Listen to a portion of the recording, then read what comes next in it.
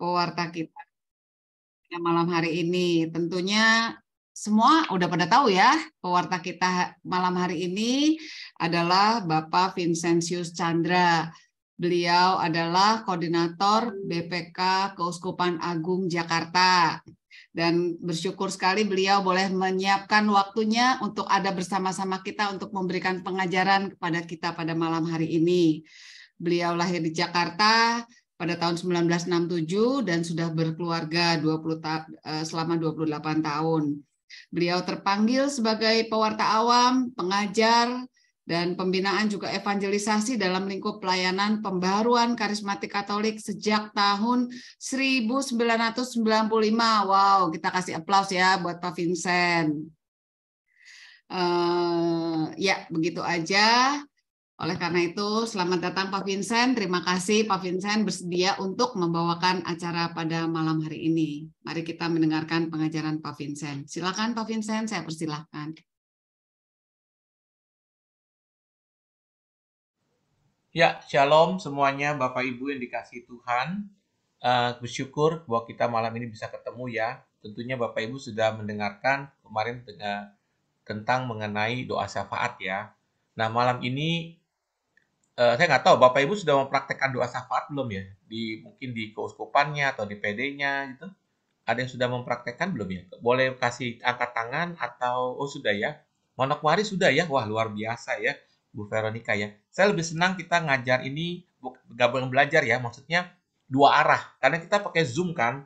Kalau pakai Zoom kan kita nggak ngerti nih, kita denger atau apa atau gimana, apalagi kalau matiin video ya. Kita nggak ngerti. Jadi kita ingat senang dua arah. Jadi teman-teman, Bapak Ibu jangan usah khawatir. Nanti langsung kalau mau tanya aja. Saya juga lebih senang dua arah ya, kita bersama-sama. Tadi dari selain anak waris, siapa yang sudah mempraktekkan doa syafaat profetik di PD-nya? Kalau Bandung sih saya yakin pasti sudah ya. Atau di luar kota. Bisa dilakukan angkat tangan atau emoticon. Oh, ya ini Gosal. Ini dari Papua ya? Kalau nggak salah kan? Bu Yani kan? Wah, mantap. Iya. Iya. Baik. Nah, tentunya kalau kita praktek doa syafaat profetik ya, terutama yang profetik, itu kita benar-benar bergantung hanya kepada Roh Kudus, kepada Yesus ya dan Roh Kudus ya. Saya mau bagiin share screen terlebih dahulu.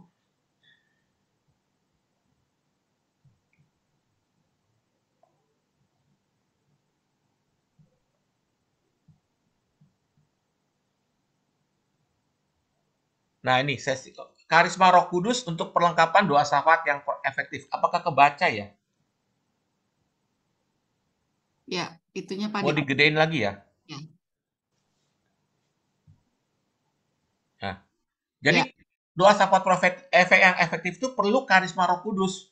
Karena kalau enggak nih pengalaman kita ya, kalau ini doa syafaatnya bukan yang biasa ya. Kan kita tahu ada doa syafaat yang biasa sama doa syafaat yang profetik. Bedanya apa sih? Mungkin teman-teman ada yang mau menanggapi nggak? Kira-kira apa sih bedanya doa syafaat doang dengan doa syafaat profetik?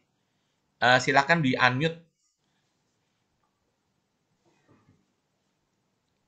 Halo, ada yang mau memberikan pendapat?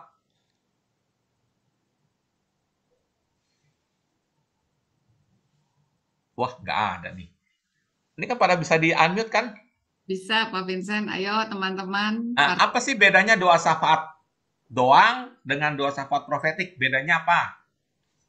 Saya Pak, minta maaf kameranya sudah bisa buka Pak. Ya, silakan. Kalau doa syafaat biasa itu wujud-wujudnya sudah dipersiapkan. Tapi kalau doa syafaat profetis itu kita datang dengan hati yang kosong, ibarat kertas putih. Kita menunggu Tuhan mau taruh apa. Setelah kita dapat baru kita doakan. Iya, iya. Ya, kurang lebih demikian ya. Jadi kalau doa syafaat biasa, kita berdoa untuk orang lain, tapi doanya memang sudah dipersiapkan atau sudah ada gitu ya, kira-kira begitu. Sedangkan doa profetik itu benar-benar kita belum siap apa-apa nih, kita nggak tahu nih apa yang mau didoakan nih buat orang lain. Tuhan mau kita doain apa nih? Kita belum tahu. Kita hanya bisa menunggu menanyakan Tuhan. Nah, memang susah ya. Makanya karena susah gitu, kadang-kadang orang disuruh doa profetik males. Oh, udahlah sholat biasa aja lah, saya nggak bisa nangkep Tuhan maunya apa, ya gitu. Ya kadang-kadang begitu. Yang lebih hebat, lebih ininya lagi adalah kalau kita di dalam doa syafaat profetik itu kan biasanya dalam bentuk tim ya, nggak sendirian. Sendirian sih juga bisa di rumah ya. Tapi kebanyakan kan dalam bentuk tim.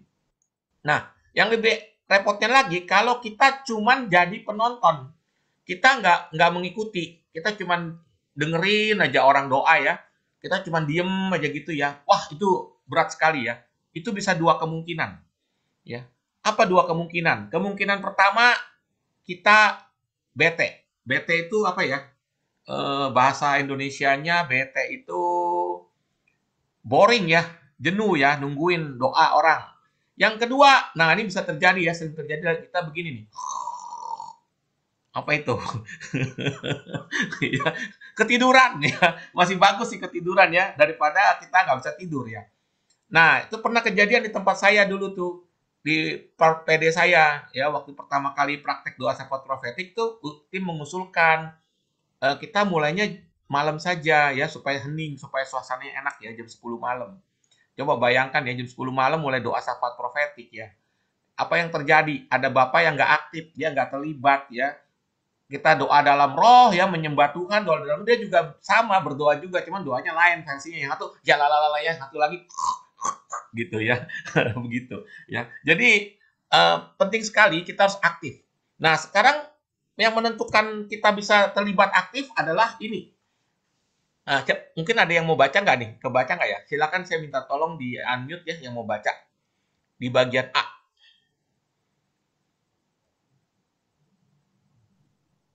Pelayanan doa syafaat berpusat pada dua penolong utama yaitu Yesus dan Roh Kudus. Kisah Para Rasul 1 ayat 8, Roh Kudus memberi kita kuasa. Ya, bisa dibaca nggak Kisah Rasul 1 ayat 8 ya? Ada yang bawa kitab suci, coba minta tolong langsung dibacakan saja.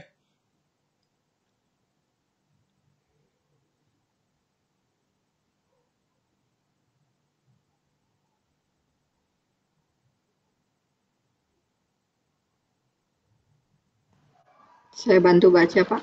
Ya, silakan. Tetapi kamu akan menerima kuasa kalau Roh Kudus turun ke atas kamu, dan kamu akan menjadi saksiku di Yerusalem dan di seluruh Yudea dan Samaria dan sampai ke ujung bumi. Kamu akan menerima kuasa kalau Roh Kudus turun ke atas kamu. Dan kamu akan menjadi saksiku di Yerusalem, Yudea, Samaria, dan sampai ke ujung bumi.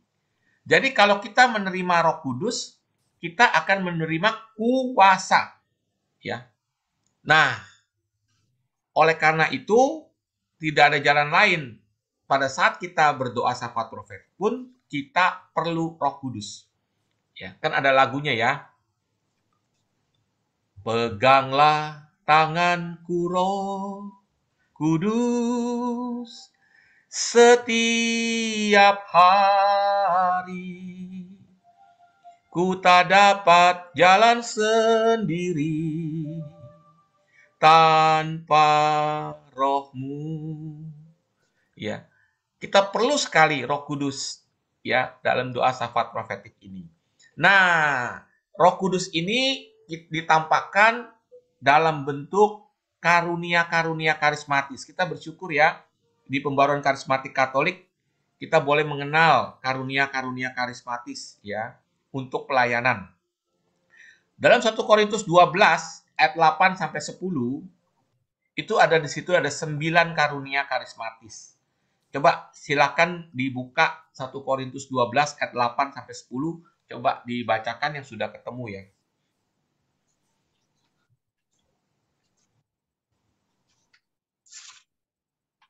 Coba dibacakan.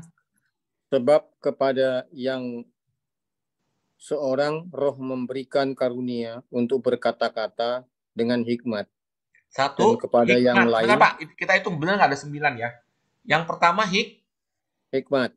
Ya, terus? Yang lain roh yang sama memberikan karunia berkata-kata dengan pengetahuan. Yang kedua, sabda pengetahuan. Ya, terus? Pengetahuan. Kepada yang seorang Roh yang sama memberikan iman. Jadi yang ketiga apa?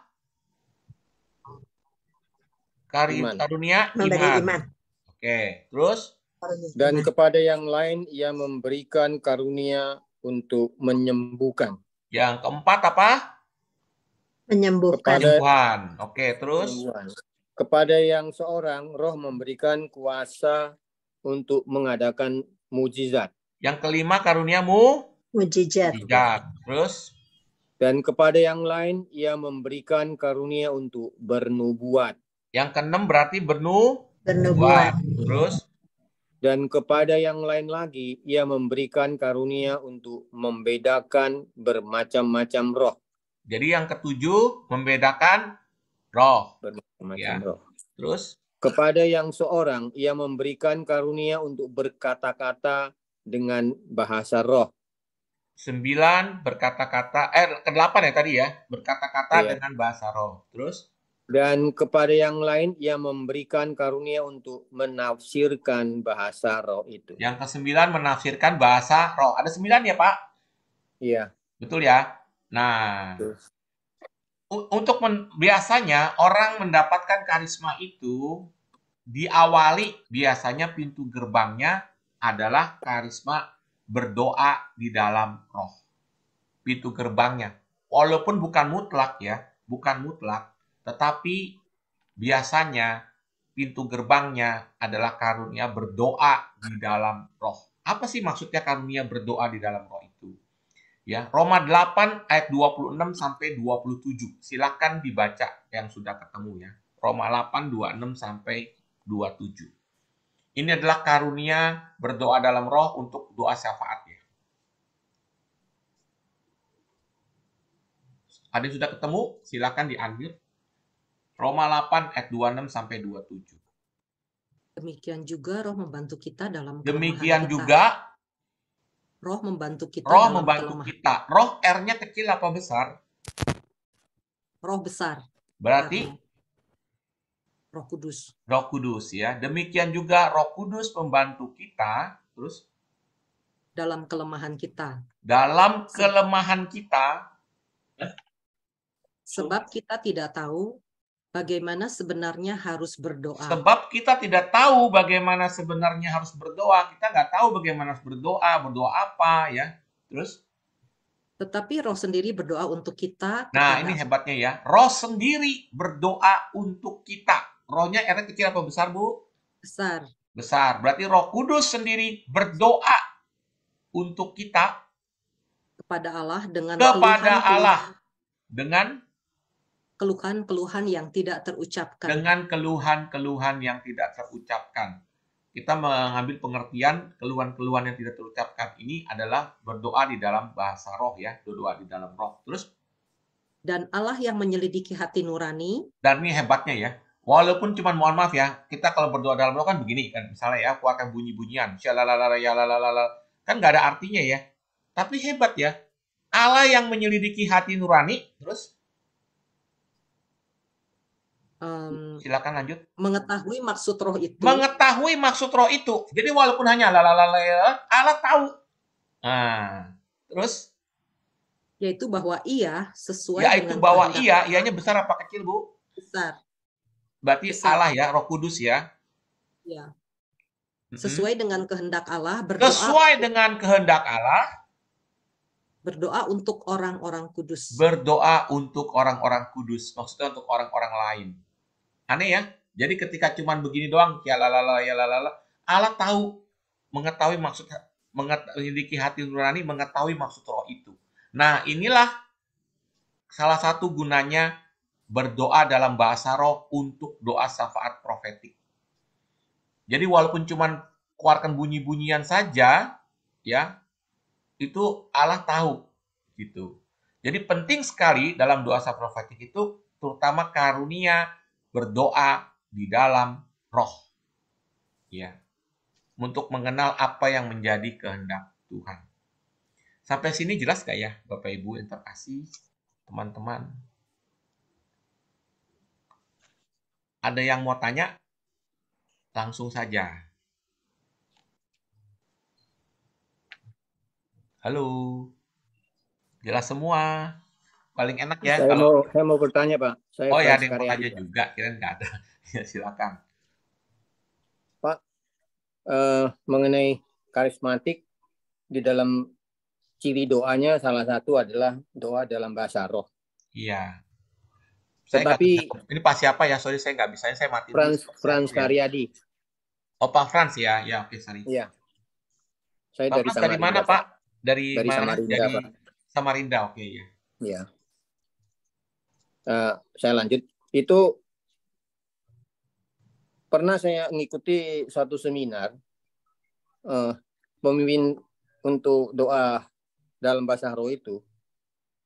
Mungkin penafsiran saya salah atau tidak, saya minta diklarifikasi. Bahwa seakan-akan bahwa bahasa roh itu bisa dipraktekkan melalui latihan tekun. Iya. Artinya belajar mengikuti senior, membacakannya, kita menirukannya. Iya. Tapi kalau kita lihat dari bacaan ini, itu kan karunia, Pak. Jadi Allah sendiri yang berdoa kepada kita melalui rohnya. Jadi apakah itu praktek itu benar, Pak? Ya, pertanyaannya bagus sekali, Pak Frans. Ya. Kita harus bedakan berdoa di dalam roh, artinya berdoa di dalam bahasa roh, dengan kita berkata-kata dalam bahasa roh. Itu kita mesti bedakan. Ya. Karena bahasa roh sendiri ada 4 macam, Pak Frans. Bahasa roh sendiri ada 4 macam. Ya, saya ada enggak ininya tuh saya kasih tahu. Jadi yang pertama, bahasa roh sebagai doa. Sekali lagi ya, bahasa roh sebagai doa. Pertanyaan saya, kalau bahasa roh sebagai doa, apakah setiap orang bisa berdoa di dalam bahasa roh? Tidak. Tidak, oke. Ada lagi yang lain teman-teman yang mau jawab? Bisa. Bisa. Ada lagi? Bisa. Bisa, oke. Kenapa bisa, Bu? Karena bahasa roh itu berdoa dan manusia harus berdoa. Iya. Ya, jadi bahasa roh itu ada 4 macam ya. Saya belum sebutin yang 3-nya lagi. Jadi yang pertama adalah sebagai doa. Kalau bahasa roh sebagai doa, setiap orang bisa. Kenapa? Karena doa. Setiap orang kan bisa berdoa. Loh, kok bisa begitu? Ya. Bedanya apa dengan doa biasa? Kita macam-macam bentuk doa ya. Ada yang doa sudah yang bentuknya standar. Ya, liturgis misalnya Bapa Kami, Salam Maria, Kemuliaan, Rosario, yang sudah standar.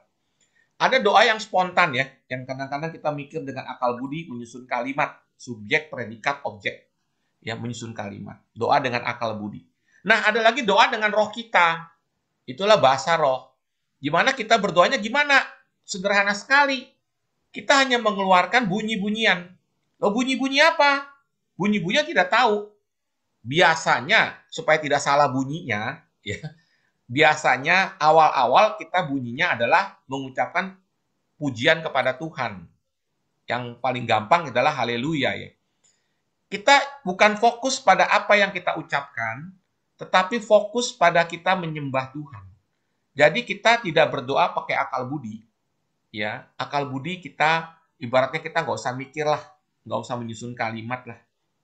Hanya mengeluarkan bunyi-bunyian. Ya, misalnya contoh haleluya, haleluya, haleluya, haleluya, haleluya, menyembah Tuhan. Lama-lama kita akan heran apa yang kita ucapkan itu kok otomatis spontan dan tidak berbentuk lagi. Dan bukan fokusnya bukan pada kata-kata yang dikeluarkan, tetapi kepada Allah. Dan kalau kita bisa berdoa seperti ini, wah itu indah sekali ya. Kenapa? Karena kita tidak usah mikir ya, kita bisa berdoa terus-menerus kepada Tuhan. Ya. Jadi bahasa roh yang pertama itu adalah sebagai doa. Yang kedua, bahasa roh sebagai untuk menyampaikan pesan Tuhan.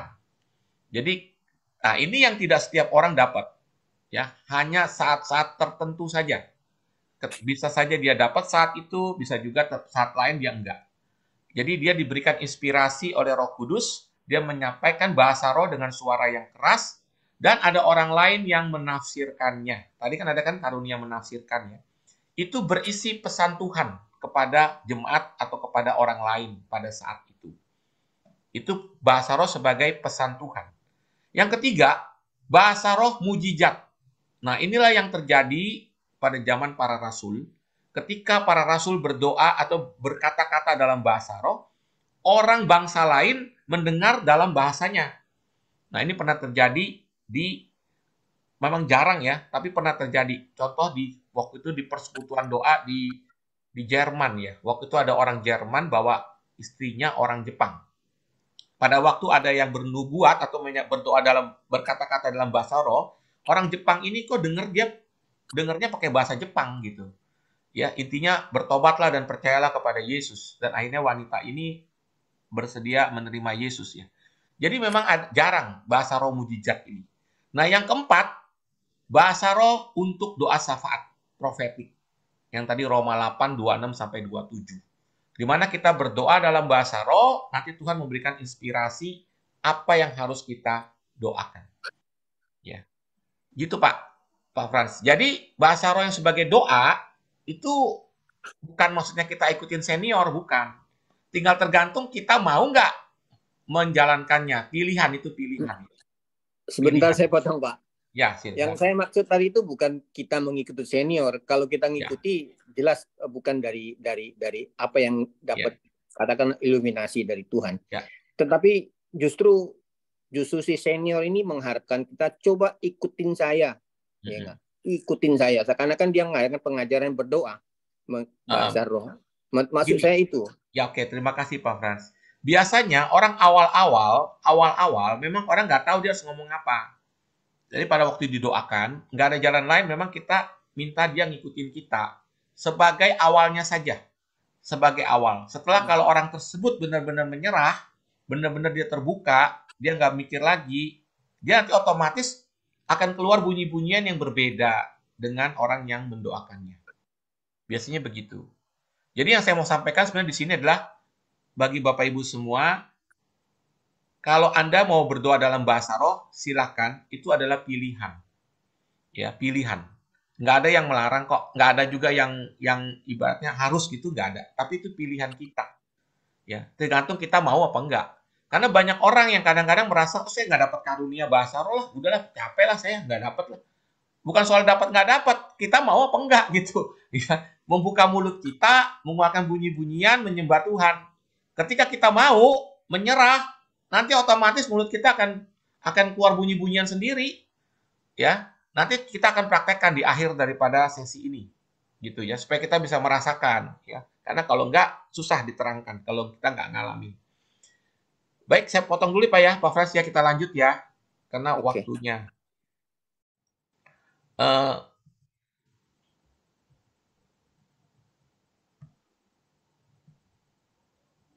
Sorry, salah.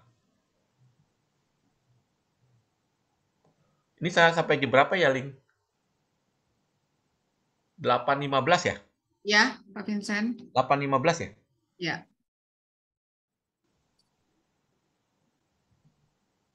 Tadi sampai sini ya.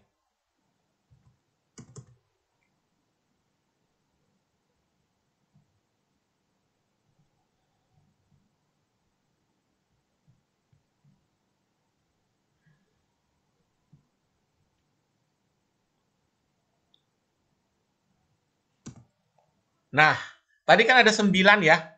Tadi Bapak yang membacakan itu 1 Korintus 12 ayat 8-10 ya. Ada 9 kan, betul ya, Pak? Tadi ada yang bacakan kitab suci ya. Nah, dari 9 karisma Roh Kudus ini kita bisa kelompokkan dalam 3 bagian besar. Ya, 3 bagian besar. Yang pertama adalah karisma sabda. Karisma sabda itu kita biasa sebut dengan kuasa untuk berkata-kata. Jadi menyampaikan pesan Tuhan. Tuhan mau menyampaikan apa kepada kita melewat bahasa yang bisa dimengerti. Bahasa Indonesia tentunya ya. Nah, apa itu karunia sabda ini? Itu ada 3 ya. Karunia berbicara dalam bahasa roh yang tadi saya bilang tadi ya. Jadi tiba-tiba ada orang yang berbahasa roh dengan suara yang keras sendirian gitu. Ya, ketika dalam suatu penyembahan, dalam persekutuan, ada orang yang baca bahasa rohnya kencang sendiri, lagi hening dia kencang sendiri doa bahasa roh, berbicara dalam bahasa roh. Nah, itu harus ditafsirkan. Yang nomor 2 ini, karunia tafsiran. Ya, kalau tidak ada yang menafsirkan, ya nggak ada gunanya, karena orang nggak ngerti dia ngomong apa. Gitu ya. Perlu ada yang menafsirkan. Menafsirkan itu bukan menerjemahkan ya. Jadi misalnya contoh, ada orang yang berbicara bahasa roh kencang sekali ya. Tiba-tiba lagi hening. Karamahana karama kasih kiralam misalnya contoh ya. Nah, ada orang yang menangkap, wah, ini, artinya Tuhan mau menyampaikan pesan ini. Misalnya contoh, bertobatlah dan percayalah kepadaku, ya. Itu harus diungkapkan. Oleh siapa? Oleh orang tersebut bisa yang mengucapkannya atau oleh orang lain. Gitu ya. Nah, yang ketiga itu adalah karunia nubuat. Sama pesan Tuhan juga, tapi bentuknya bisa berupa orang yang menyampaikan itu bisa berupa gambar ya. Bisa juga berupa kata-kata seperti teks berjalan ya. Jadi Bapak Ibu kalau nonton TV itu berita tuh suka ada teks berjalan kan, yang running text ya. Nah, kurang lebih begitu, ada running text di pikiran kita nih. Atau ada gambar yang kita lihat ya di pikiran kita. Nah, kalau kita mendapat itu, kita sampaikan ya. Nah, doa syafaat profetik erat hubungannya dengan karunia nubuat ini. Jadi ketika kita berdoa menyembah Tuhan ya, menyembah Tuhan, berdoa dalam roh, menyembah Tuhan, terus tiba-tiba kita dapat gambar dari Tuhan untuk kita doakan. Misalnya contoh, dapat gambar, wah, waktu itu kita praktek kok ada gunung meletus ya, terus kemudian ada tsunami di pantai barat Sumatera, ya daerah Nias lah begitu ya. Terus kita langsung nangkep nih, oh Tuhan minta kita doain ini nih, supaya tidak terjadi, gitu. Makanya orang yang dapat ini langsung ngomong dengan suara yang keras. Mari kita berdoa agar tidak terjadi gempa bumi ataupun bencana alam di pantai barat Sumatera atau pantai selatan Jawa. Ya, disampaikan karena dapat pesan Tuhan itu. Ya, itulah gunanya untuk doa syafaat profetik. Ya. Jadi karunia sabda itu kata-kata, ya kuasa untuk berkata-kata. Nah, bagian yang kedua itu adalah kuasa untuk bertindak action, ya, yaitu apa? Satu karunia iman. Ya, karunia iman itu apa sih? Karunia iman itu begini. Jadi ketika kita mendoakan orang ataupun dalam suatu hal ya, ketika kita berdoa, kita di dalam hati kita itu ada suatu keyakinan yang besar sekali bahwa itu akan terjadi. Yang didoakan itu akan terjadi. Nah, itu karunia iman. Jadi contoh ketika kita mendoakan orang, misalnya orang lumpuh ya misalnya, tiba-tiba ada suatu keyakinan yang besar sekali di hati kita, ya kita bisa berkata loh, dalam nama Yesus Kristus, bangunlah dan berjalanlah. Tetapi kalau kita tidak ada karunia iman, jangan sekali-sekali berkata begitu, karena tidak akan terjadi. Ya, itu karunia iman. Yang kedua, karunia penyembuhan. Ya, menjadi alat Tuhan untuk penyembuhan fisik, jiwa, dan roh. Ya. Nah, karunia penyembuhan ini juga sifatnya tidak terjadi terus-menerus. Ya. Di dalam doa syafaat profetik, di tempat kami waktu itu ya, itu banyak sekali sering terjadi penyembuhan ketika kita berdoa syafaat profetik. Waktu itu contoh ya, ada seorang ibu, dia ikut doa syafaat profetik. Di tim kita nih, waktu itu di Kelapa Gading. Ibu ini menderita sakit nggak jelas ya, perutnya seperti kayak ada sakit yang nggak dimengerti ya. Jadi dia dirawat di rumah sakit sekian lama. Terus kemudian dia kalau setiap, mohon maaf ya, ketika pup selalu keluar darah. Ya. Nah, ibu ini ikut doa syafaat profetik. Nah, ketika dia doa syafaat profetik kan menyembah Tuhan ya, berdoa dalam roh, terus kemudian dia minta didoakan dalam acara itu, dan kita semua berdoa untuk dia, ya, dengan sungguh-sungguh mohon rahmat Tuhan ya, berdoa dalam roh, dan kita merasakan hadirat Allah turun. Dan ibu ini aneh juga, besokannya mohon maaf ya, ketika dia pup, dia kaget, ternyata tidak keluar darah lagi. Dan itu berlangsung terus-menerus, berhenti pendarahannya, dan penyakitnya sembuh. Itu kejadian ya. Terus yang kedua, ada orang sakit di rumah, mamanya ikut doa syafaat profetik. Lucu ya, ketika itu Tuhan memberikan gambaran mengenai kesembuhan buat anaknya. Jadi ketika didoakan, pas pulang anaknya sembuh. Ya, ini ada kejadian lagi. ini ke koordinator PD lagi. Ketika dia ikut doa syafaat profetik di Sekina ya, tempat kami di Jakarta, dia tuh punya kista di kandungannya ya, kayak mium gitu. Nah, terus waktu doa syafaat profetik itu karena hadirat Allah hadir, menyembah Tuhan sungguh-sungguh, terus tiba-tiba dia perutnya sakit, dia ke toilet, terus pendarahan agak banyak, ternyata pecah itu miumnya, kistanya itu, ya dia disembuhkan. Jadi sering terjadi karunia penyembuhan ini sering terjadi juga di dalam doa syafaat profetik. Yang ketiga karunia mujizat. Mujizat itu adalah sesuatu yang tidak mungkin menjadi mungkin ya. Tidak hanya penyembuhan mujizat itu. Ya, itu karunia untuk bertindak ya yang bagian kedua. Bagian yang ketiga ini namanya kuasa untuk mengetahui. Jadi pikiran, pengetahuan, pikiran ya, kuasa untuk mengetahui. Yaitu apa? Yang pertama karunia hikmat. Hikmat ini sabda kebijaksanaan atau hikmat bisa sering disebutnya ya. Itu adalah Tuhan mengilhami orang dalam situasi sukar untuk mengambil keputusan yang tepat, memberikan jawaban yang tepat. Ya, hikmat. Biasanya dipakai karunia ini untuk konseling atau orang yang mau minta pendapat kita. Ya. Contohnya, waktu itu pernah ada seorang ibu datang kepada saya ya. Dia waktu itu bingung sekali. Anaknya itu dia susah menghadapi anaknya yang perempuan ya. Dia udah bingung, stres berat ya karena anaknya itu sekolah, kuliah tapi sering dugem. Ya, dugem tahu ya dugem ya. Gini dugem tuh. Malam-malam gitu ya. Dugem. Nah, mamanya kan khawatir ya. Anak perempuan lagi. Ya, teman-temannya takutnya nggak bener, akhirnya dipindahkan sekolah di Singapura. Begitu dipindahin sekolah Singapura, ternyata anaknya balik lagi ke Jakarta. Tanpa sepengetahuan mamanya. Bergaul lagi nggak bener. Mamanya tahu. Terus sama mamanya kan ditegur ya. Anaknya nggak terima. Ditegur malah marah, malah menjauh dari orang tuanya. Waduh, mamanya stres sekali. Saya harus ngapain Pak Vincent? Ya, saya ditanya begitu, saya juga bingung ya jawabnya ya. Dalam hati saya mamanya aja bingung, apalagi saya nih. Ya. Terus kemudian apa yang saya lakukan? Saya mohon Tuhan memberikan karisma hikmat untuk jawaban ini. Ketika saya lagi berdoa gitu, tahu-tahu ada seperti kayak lampu ya, nyala tuh lampu dari mati nyala tuh. Tiung. Nah, kayak mereka tuh kayak begitu. Tiung. Nah, gitu ya. Nah, terus Tuhan kasih tahu ada dua yang harus dilakukan. Saya bilang, Bu, apa Pak?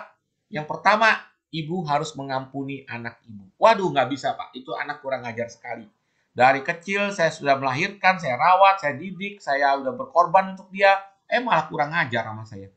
Bu, tidak ada jalan lain. Kalau ibu mau menyelamatkan anak ibu harus mengampuni anak ibu. Terus yang kedua apa Pak? Yang kedua, yang bisa merubah hati orang adalah Roh Kudus. Ibu serahkan dia pada Roh Kudus, biar Roh Kudus menjamah hatinya. Jadi akhirnya saya ajak ibu itu berdoa pengampunan dan berdoa untuk anaknya, minta tolong kuasa Roh Kudus. Ya, jadi itu sabda kebijaksanaan atau hikmat. Ya.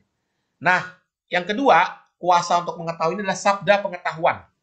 Nah, sabda pengetahuan itu adalah Allah menyatakan sesuatu yang sedang tersembunyi, sedang terjadi atau dialami seseorang untuk memperbaharui hidupnya. Bisa kesembuhan, bisa dijamah Tuhan gitu ya.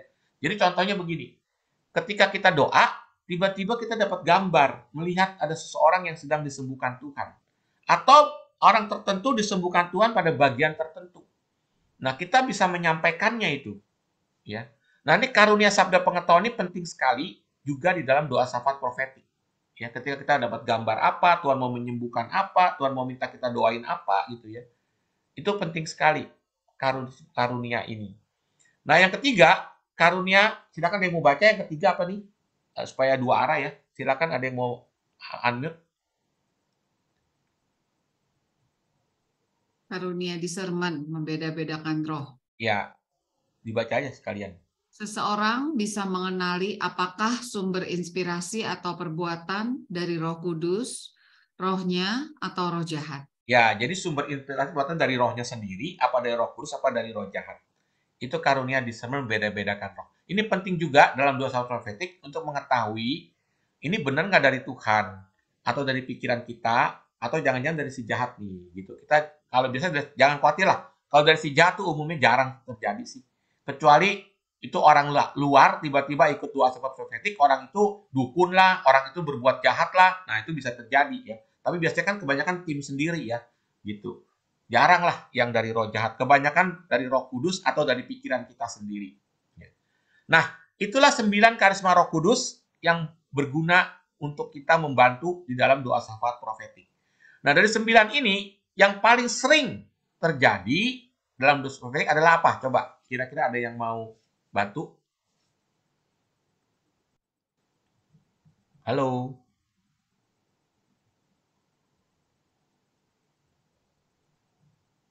Lupa ya yang 9 ya? Coba dimundurin ya. Mundurin. Apa kira-kira dari 9 ini yang sering terjadi?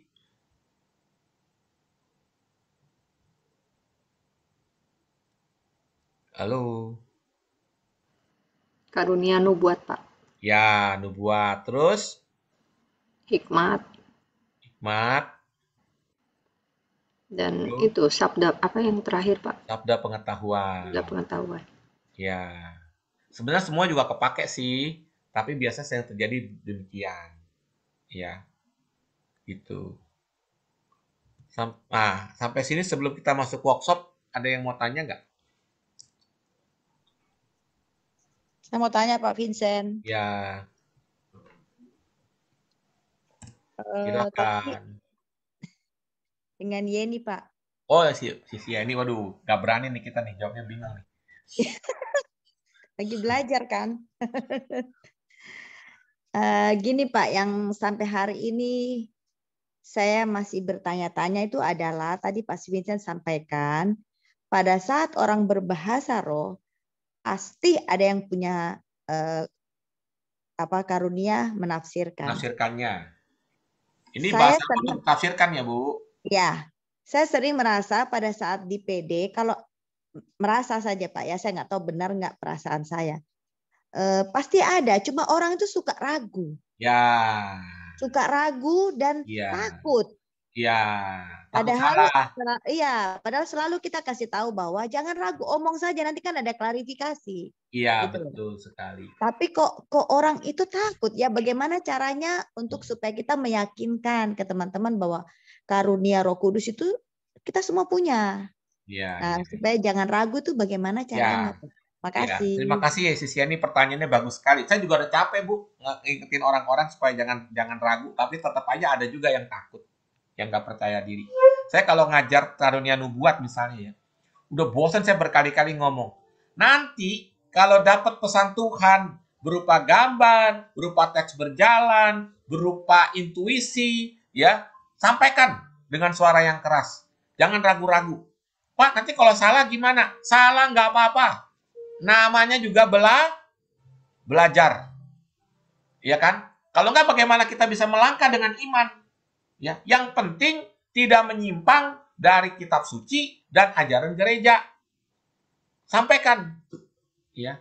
Siap ya. Begitu praktek tetap aja begitu di acara break, Pak Vincent. Tadi saya dapat loh, Pak. Saya dapat gambar ini, Pak. Saya mau menyampaikan, Pak. Tapi saya tahan aja, Pak. Takut salah, Pak. Ya. Terus gimana, Bu? Ya tiba-tiba ada orang yang menyampaikan persis apa yang saya mau sampaikan, Pak. Nah, dalam hati saya, kan Ibu saya sudah bilang, Bu, jangan ditahan-tahan, Bu. Iya loh, Pak. Saya tahan sampai dada saya sesek, Pak. Katanya. Ya. Jadi, Bapak Ibu teman-teman terkasih ya, kalau itu dari pikiran sendiri, boleh nggak disampaikan? Halo? Tidak. Ada pendapat lain? Tapi kan Pak, kita nggak tahu itu pikiran kita sendiri atau memang Roh Kudus yang berbicara gitu. Ya. Sampaikan saja, yang penting tidak menyimpang dari apa tadi? Kitab suci. Nah, dan ajaran gereja. Sampaikan saja, tidak ada salahnya kan? Memang kalau itu dari pikiran kita sendiri, tidak membawa efek apa-apa. Ya begitu aja. Tapi nggak apa-apa, nggak ada ruginya kan? Namanya juga belajar. Melangkah dengan iman. Nah itu Bu Yeni sampaikan. Jadi kalau andai kata salah, pikiran sendiri juga nggak apa-apa, nggak ada efeknya apa-apa, nggak merugikan siapa-siapa. Ya, tapi sampaikan. Nanti lama-lama akan terasah. Ya, kurang lebih begitu, Sis Yeni. Terima kasih, Pak. Ya, jadi kasih tahu gitu. Jangan ragu-ragu, salah nggak apa-apa. Jangan bosan-bosan kasih tahu juga kan. Iya. Kita nanti mau praktek juga nih. Aduh, jangan ragu-ragu. Apalagi kalau doa syafaat profetik. Bener nggak nih ya dari Tuhan suruh doain ini ya? Ya kan nggak ada ruginya kita ngedoain, betul nggak? Andai kata bukan dari Tuhan juga nggak apa-apa disampaikan, kan nggak ada salahnya kita ngedoain orang lain, betul nggak? Iya kan? Kita melatih, kita harus berani melangkah dengan iman. Ada lagi yang mau ditanya?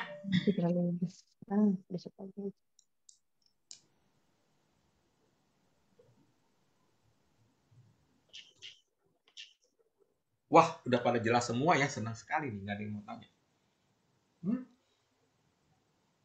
Itu ada Sis Yohanita yang mau tanya, angkat tangan. Silakan Sis. Langsung aja di unmute ya. Unmute. Selamat malam, Pak. Malam. Iya, saya Nita dari Bandung. Mau bertanya seperti ini, khususnya untuk pelayanan doa. Untuk pelayanan doa itu, bentar.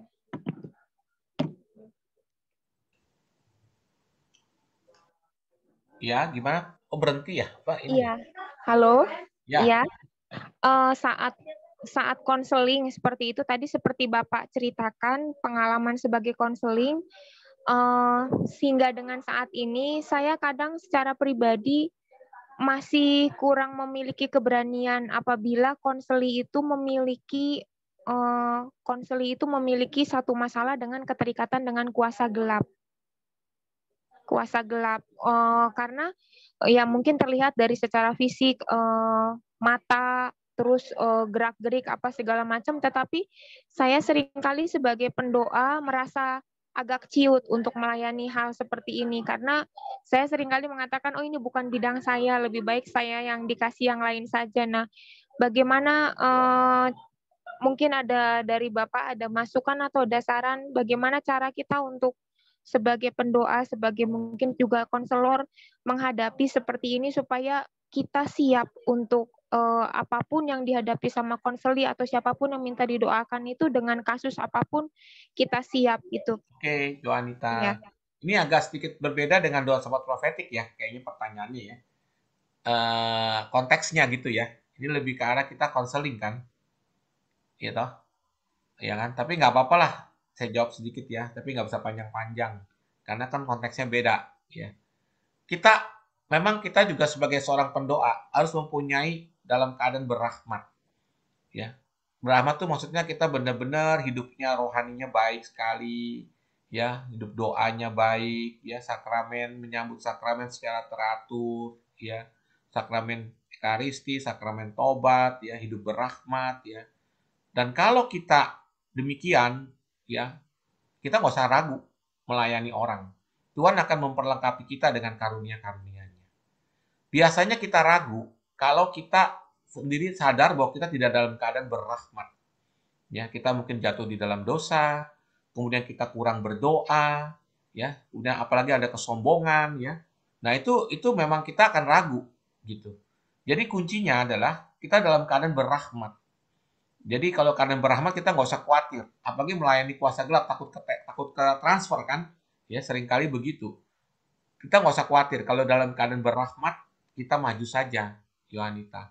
Nggak usah khawatir, nanti Tuhan akan memberikan karisma-karismanya. Kecuali kita tidak dalam keadaan berrahmat, ya kita punya dosa besar ataupun kita kurang doa, ya hubungan kita dengan Tuhan kurang dekat, ya. Nah itu kita sulit, memang, ya. Tapi sepanjang kita dalam keadaan berrahmat, jangan khawatir, maju saja. Tuhan akan melindungi kita. Dan karena kita dekat dengan Dia. Ya, itu aja sih. Baik, ada lagi yang lain sehubungan dengan konteks karisma Roh Kudus, peranannya di dalam doa syafaat profetik. Saya mau tekankan sekali lagi ya, bagi Bapak Ibu semua yang terkasih, kalau nanti Anda melakukan doa syafaat profetik dalam praktek, ya, itu karisma Roh Kudus ini dipraktekkan. Artinya begini, kita sering-sering berdoa di dalam roh. Nanti ketika kita berdoa dalam roh, Roh Kudus akan memberikan hikmat kepada kita apa yang harus didoakan. Begitu. Jadi sepanjang doa profetik itu sebenarnya kita berdoa di dalam roh kalau menurut saya. Supaya kita terus-menerus connect dengan Tuhan ya. Karena kalau enggak, kita bisa bete loh yang saya bilang ya. Ketika kita diam saja atau kita tidak dalam keadaan menyembah Tuhan, itu kita bete. Atau yang kedua bisa gitu tadi yang saya sebutkan ya. Gitu. Ya. Baik, ada lagi yang mau tanya sebelum kita masuk ke dalam workshop? Ada Sis Pak, Nelly. boleh Pak, saya lagi Pak. Ya. Saya Frans lagi Pak, saya bisa tanya ya? Ya silakan Pak Frans. Pak, pengalaman dalam berdoa, itu kalau kita lihat secara liturgis, gereja memang tidak pernah menganjurkan kita secara resmi untuk berdoa seperti yang diajarkan dalam menggunakan bahasa roh. Tetap dengan bahasa yang sudah disusun dan formal sekali. Tetapi dalam pengajaran pada semangat komunitas tertentu, misalnya saya pernah ikut semangat Ignatian, itu tidak pernah menganjurkan doa dengan gaya bahasa roh. Yang ditekankan adalah kontemplasi yang dipadukan dengan devosi, meditasi. Jadi itu malah diminta kita banyak diam di dalam perenungan kita dan minta rahmat Roh Kudus.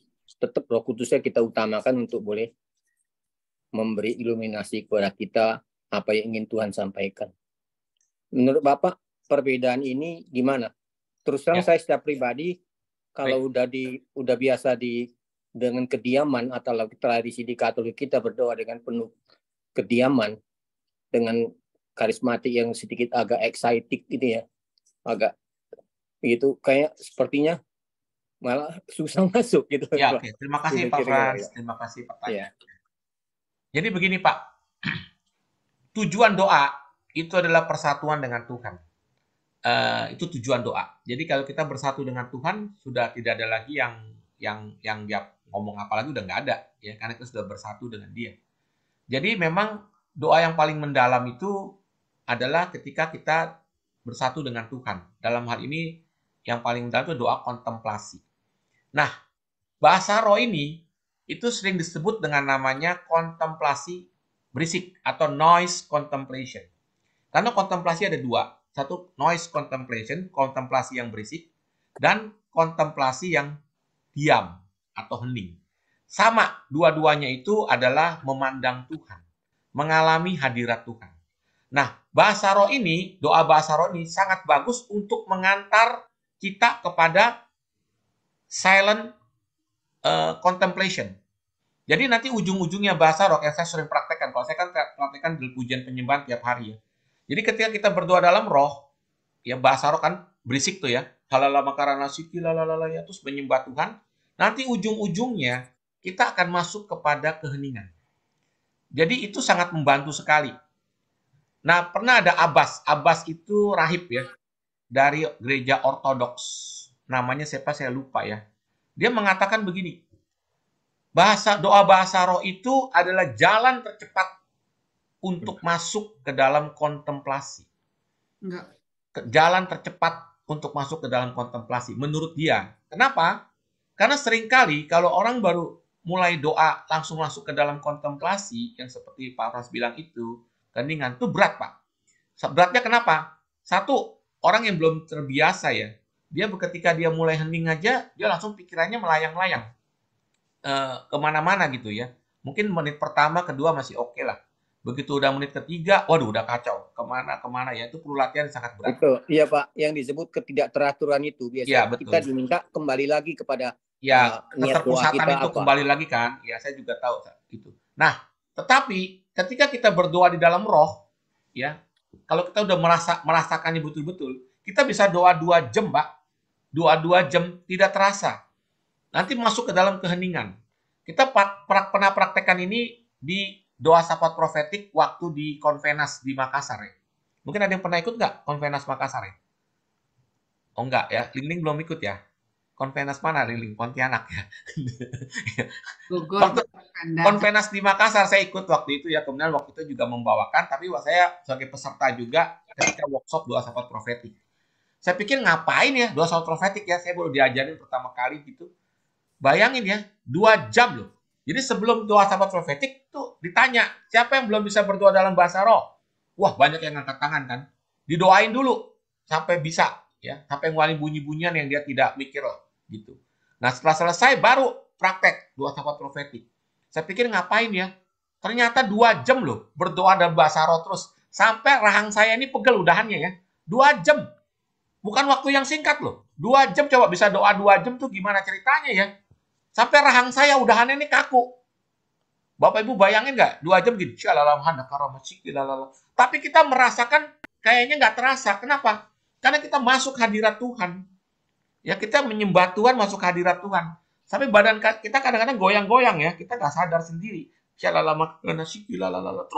saja. Hari kedua, saya pikir ngapain ya?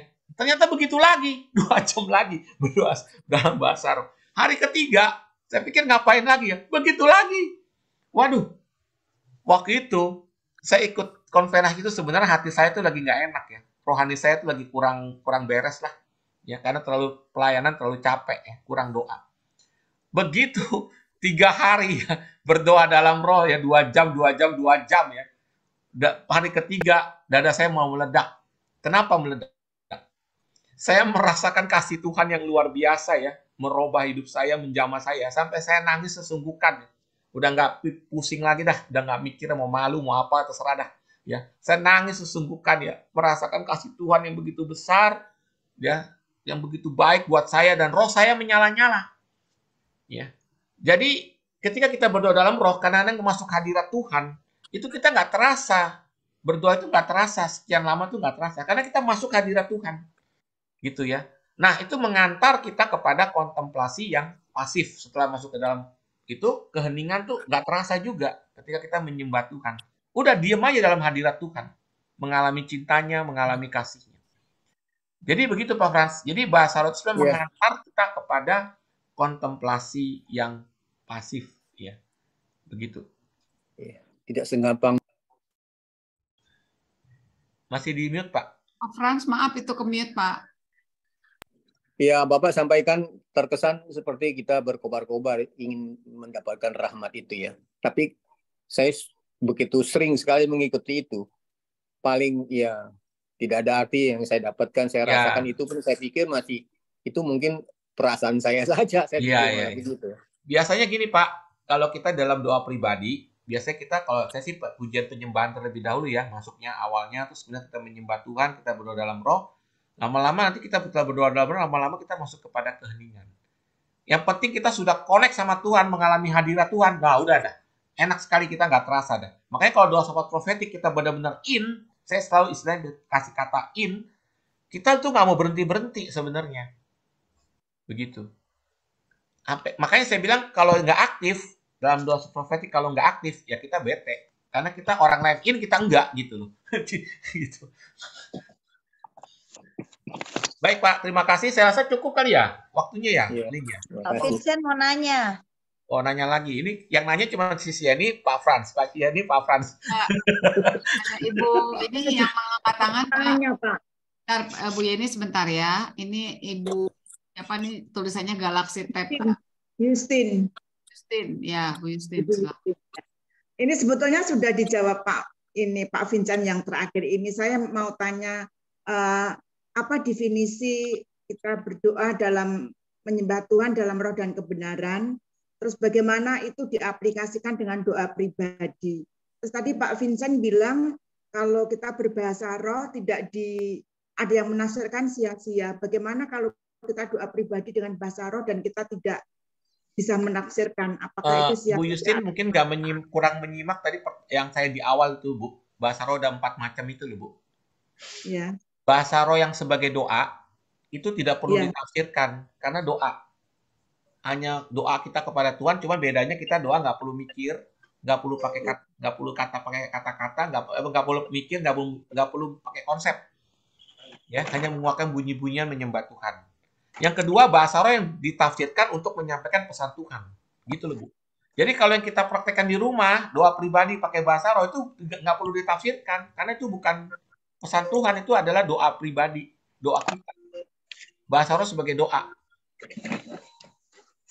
Iya. Gitu, Bu. Kalau definisi doa dalam roh dan kebenaran itu apa Pak definisinya?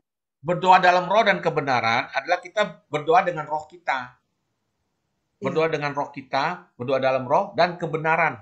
Ya pasti kebenaran di dalam Yesus ya, keselamatan kita ya dalam Yesus. Ya kita menyembah Tuhan.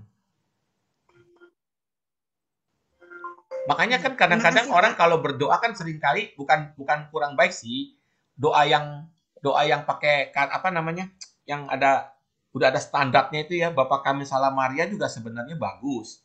Kalau doanya tuh benar-benar dihayati.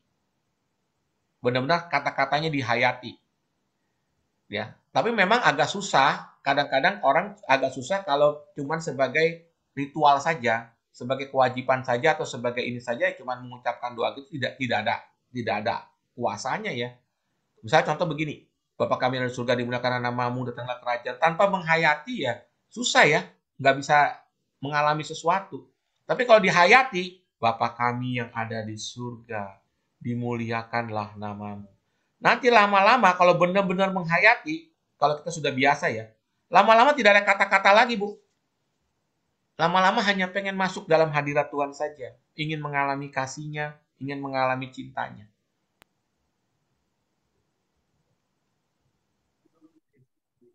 Gitu. Terima kasih, Pak. Ya, si Sieni, tadi mau nanya apa, si Sieni? Ntar kalau belum kesampaian, ini lagi. Ya, Pak Vincent, terima kasih. Saya mau bertanya begini. Kalau memang kita dikuasai oleh Roh Kudus, ada teman-teman saya merasa begini, kalau diundang doa syafaat dengan Zoom, mereka bilang saya nggak in. Iya. Ya toh, jadi berasa bahwa kalau berdoa dengan Zoom itu kok kurang apa gitu loh. Iya. Apakah benar dengan pemahaman seperti demikian? Gini Bu, Kalau memang orang nggak semua orang bisa dengan Zoom itu bisa in, susah saya kasih tahu. Kenapa? Karena kita tidak hadir bersama. Itu harus orang yang benar-benar hatinya benar-benar terbuka, dia mau in sendiri, dia dari dirinya sendiri baru bisa. Karena Zoom ini kan tantangannya berat, dia cuma menghadapi laptop atau menghadapi handphone ya. Kalau dia nggak benar-benar membuka hati, dia nggak memejamkan mata, dia nggak membuka hati, dia ngeliat kriuk gitu ya, susah ya, gimana mau in. Ya, itu hanya dari diri orang tersebut harus mau.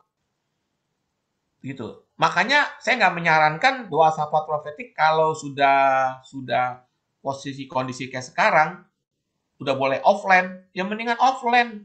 Karena kalau online berat, PD juga kalau online saya sangat tidak menyarankan. Kalau memang sudah bisa offline. Kalau dulu kan terpaksa karena pandemi. Karena orang kalau doa melalui Zoom itu sulit untuk mengalami, sangat sulit. Begitu Sis Yeni. Pak, terima kasih. Ya, makasih. Ya, Pak Vincent, saya ada beberapa pertanyaan, tapi apa Pak Vincent mau workshop dulu baru balik lagi ke Q&A? Q&A semua. Q&A dulu ya.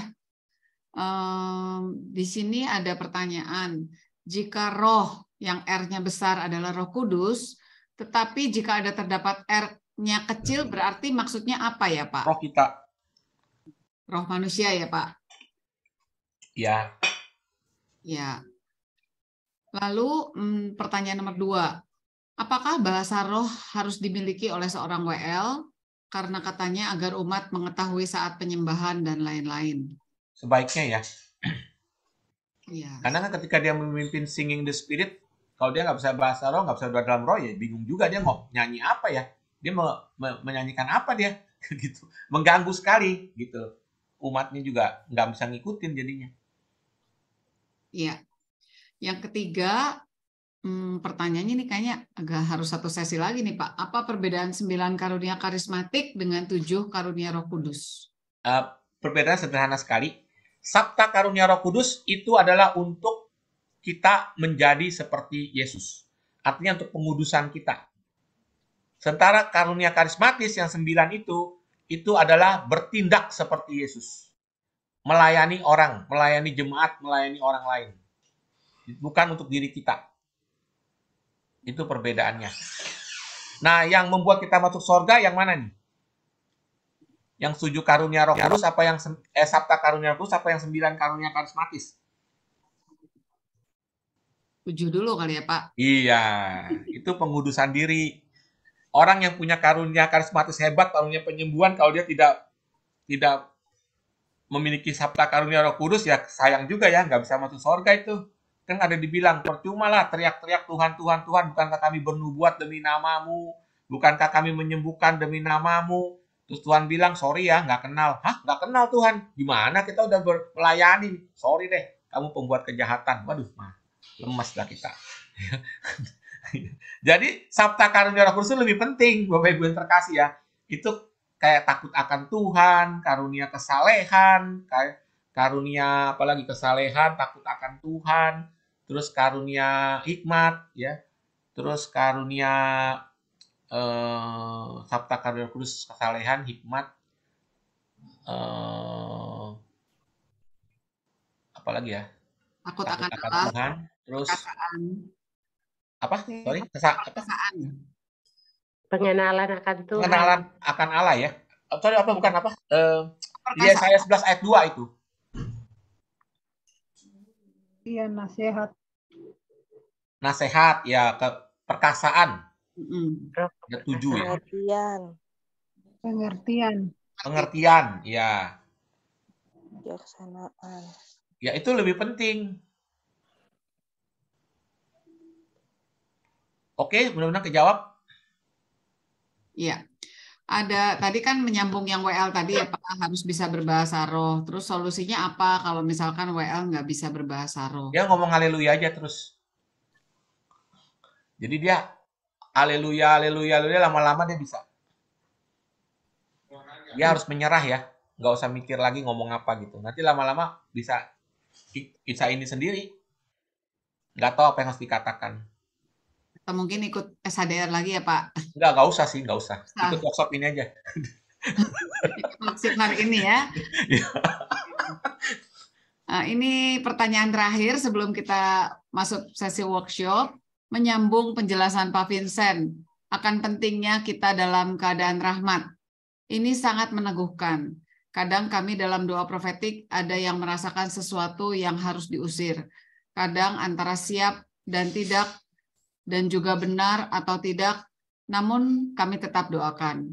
Nah, menurut Bapak, dalam kondisi spontan seperti ini, entah dalam doa profetik atau pelayanan mendoakan orang, apakah ada teknis yang tepat sebelum dan sesudah mendoakan hal seperti ini? Saya selalu anjurkan dalam doa profetik ya, di awal, jangan langsung doa profetik, tapi kita kan persiapan hati. Biasanya dengan pertobatan. Jadi doa profetik itu selalu dimulai dengan pertobatan terlebih dahulu. Untuk mempersiapkan hati kita. Jadi, masih ingat nggak? Waktu itu ada pengajaran tentang doa profetik di Surabaya ya, 6 hari. Waktu tahun berapa itu? Dari IKRES ya. Itu acara pertama, biasanya kalau acara 6 hari ya, pertama acaranya apa tuh biasanya tuh? Ada yang tahu nggak? Kalau setiap acara deh. Misa. Ya. Pengakuan dosa ya Pak. Belum bisa. Tobat. Ice breaking. Biasanya kenalan dulu kan. Ice breaking atau apa gitu kan. Saya juga bingung ya, ikut bahas umur-umur ikut acara. Hari pertama, baru awal. Pertobatan. Ibarat tobat, sakramen tobat. Baru mulai acara. Kok sudah ibarat tobat, sakramen tobat? Kalau menurut saya, buset. Biasanya di mana-mana santai-santai dulu kali. Apa persaudaraan, apa SPK. Waduh, langsung ibarat tobat sama sakramen tobat. Promonya waktu itu 40 lebih ya. Langsung diminta untuk pengakuan dosa, bikin bilik. Coba bayangkan. Jadi, kita dalam doa syafaat profetik juga biasanya di awal itu harusnya pertobatan dulu. Ya, kita kan banyak dosa ya. Nggak semua orang dalam keadaan berahmat juga. Ya, minta ampun pada Tuhan, rahmat pertobatan. Baru kita mulai masuk penyembahan atau syukur. Baru masuk doa syafaat profetik. Gitu. Juga dalam pelayanan, apalagi kalau pelayanan yang berat ya, pengusiran segala macam begitu, kita harus sakramen tobat, harus dalam keadaan berahmat. Tuh. Karena kalau enggak nanti kita dipermalukan ya. Mendingan nggak usah ikut deh kalau kita lagi nggak berahmat deh. Oke, ada lagi kita mau masuk workshop. Ya, puji Tuhan sudah habis Pak pertanyaannya. Silakan. Nah, sekarang kita workshopnya sederhana. Ya, bagi yang sudah mengalami bahasa roh, saya rasa nggak ada masalah kita sama-sama menyembah Tuhan. Tapi bagi yang belum, bagi yang pengen rindu, tadi ada WL tuh. Ya, katanya pengen doa bahasa roh gimana. Karena doa dalam bahasa roh ini kan pintu gerbang ya kepada karunia-karunia karismatis yang lain. Penting juga ketika Anda nanti doa syafaat profetik, Anda terus berdoa dalam roh ya, supaya nggak bete gitu. Supaya benar-benar Anda fokus pada Tuhan. Supaya mendapatkan nanti Tuhan mau menyampaikan apa kepada kita ya, kepekaan itu. Ya. Di sini ada nggak yang kira-kira merasa belum bisa berdoa dalam bahasa roh? Diangkat tangan atau dikasih reaction? Saya. Di halaman pertama sih nggak ada nih kayaknya ya. Pak Vincent, Ibu Nuke dari Jayapura. Jayapura, Nuke. Yang lain nggak ada ya, semua oke semua ya. Bisa buka videonya Ibu Nuke. Yang lain oke semua nih. Saya tapi jarang dipakai. Ibu jarang dipakai. Nggak Pak apa-apa Frans lah. juga, Pak Frans. Ada ini Bu Heni juga. Oke, nggak apa-apa lah. Kita bersama-sama ya. Ya. Pesan saya satu, kita akan menyembah Tuhan ya. Walaupun Anda melalui Zoom, tapi kalau Anda sungguh-sungguh terbuka ya, Roh Kudus juga bisa berkarya di rumah Anda masing-masing. Ya, yang penting kuncinya adalah Anda mau terbuka, satu. Kedua, merindukan. Ya, yang ketiga, pejamkan mata. Jangan mentang-mentang pakai Zoom, nggak ada yang lihat, Anda ngeliatin orang lain. Ya, nggak ngalamin apa-apa ya. Pejamkan mata, ya. Fokus pada siapa? Fokus pada Tuhan, pada Tuhan Yesus. Ya, bila perlu Anda bayangkanlah Tuhan Yesus yang ada di hadapanmu, Dia mencintaimu, Dia mengasihimu, Dia ingin mencurahkan rohnya yang kudus dalam hatimu, Dia mencintai engkau dengan rahmat yang tak terbatas. Ya, Anda bayangkan Yesus. Anda sembah Dia. Sembah Dia. Jadi dalam pikiran Anda sembah Yesus. Anda sembah Dia. Sembah Dia yang ada di hadapanmu pada saat ini. Ya, pejamkan mata. Dan bagian yang terpenting adalah Anda buka hati, merindukan, jangan ditahan ya. Yang ketiga, bagian yang terpenting juga adalah Anda mengeluarkan bunyi-bunyian. Ya, mengeluarkan bunyian apa? Ya, Anda menyembah Tuhan, mengeluarkan bunyi-bunyian yang paling gampang adalah haleluya. Anda katakan haleluya, haleluya, haleluya, haleluya. Sambil dalam keadaan cepat dan tidak usah mikir. Ya. Tadi siapa Ibu Eni? Mana Ibu Eni dari Jayapura? Halo, Bu Eni. Mana tadi? Halo. Ibu Nuke. Ibu Nuka, sorry. Ibu Nuka dari Jayapura ya? Iya. Coba Ibu sekarang ucapkan haleluya secara cepat, Bu. Haleluya, haleluya, haleluya. Kurang cepat, Bu. Haleluya, haleluya, haleluya, haleluya. Kurang cepat, Bu. Haleluya, haleluya, haleluya, haleluya, haleluya, haleluya, haleluya, haleluya, haleluya, haleluya, haleluya, haleluya, haleluya. Oke, terima kasih Bu Nuka. Kalau bisa cepat sampai tidak berbentuk lagi haleluya. Contoh seperti ini ya. Haleluya, haleluya, haleluya, haleluya, haleluya. Lama-lama nggak berbentuk haleluya. Oke. Ya, coba. Iya, Pak. Diulang lagi, Bu. Haleluya, haleluya, haleluya, haleluya, haleluya. Nah, kurang lebih begitu. Oke. Ya, sampai semakin tidak jelas, semakin tidak tahu artinya, semakin baik. Jadi kita tidak fokus lagi kepada apa yang kita katakan. Kita hanya fokus kepada Yesus Tuhan. Kita hanya menyembah Dia. Iya, Pak. Jadi kita lama-lama nggak mikir lagi apa yang kita ucapkan. Nanti Ibu jangan kaget, tiba-tiba mulut Anda lidah Anda akan bergetar, akan mengeluarkan bunyi-bunyian yang Anda tidak tahu. Udah pasrah aja, serahkan pada Tuhan. Iya. Ya, nanti mau Tuhan mau bawa kemana mulut kita bunyi apa, nggak usah pusing. Ya, nanti bergerak kemana bunyi apa, serahkan pada Tuhan. Menyembah Tuhan saja. Begitu, ya. Baik, terima kasih. Kita akan mulai, kita mau menyembah Tuhan. Kita nyanyikan lagu Haleluya. Berhembuslah Roh Kudus di tempat ini. Berhembuslah Roh Kudus di tempat ini. Kami mohon curahan kuasa-Mu ya Tuhan pada malam ini bagi kami semua. Di tempat kami masing-masing Tuhan. Kami mau sungguh-sungguh menerima anugerah Roh Kudus. Karisma-karisma Roh Kudus yang terindah di dalam hidup kami. Kami merindukan Engkau ya Roh Kudus menguasai seluruh hidup dan hati kami. Kami yang adalah orang berdosa ya Tuhan datang kepadamu pada saat ini. Kami merindukan Engkau. Kami merindukan jamahan-Mu ya Tuhan. Kami merindukan Engkau dan kami merindukan karunia-karunia-Mu. Biarlah saat ini Roh Kudus datanglah dan hadirlah bersama kami saat ini. Berhembuslah Roh Kudus. Berhembuslah Roh Kudus di tempat ini. Ini berhembuslah Roh Kudus dengan kuasa-Mu, pulihkanlah hatiku, kanlah hatiku di saat ini, berhembuslah,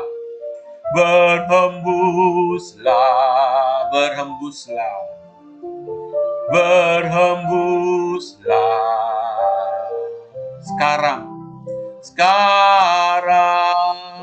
sekali lagi berhembuslah Roh Kudus. Berhembuslah Roh Kudus di hati saya, berhembuslah Roh Kudus dengan kuasa-Mu, pulihkanlah hatiku, kanlah hatiku di saat ini, berhembuslah,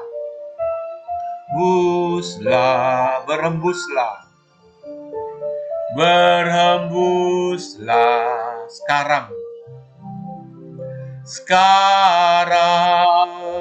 urapilah saya,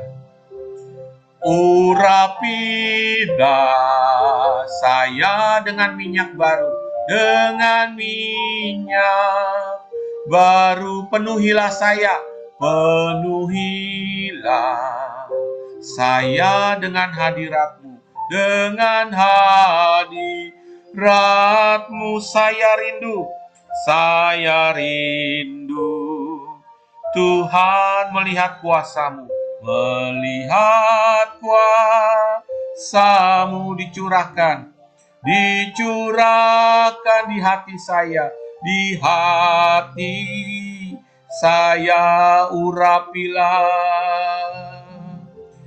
urapilah saya dengan minyak baru,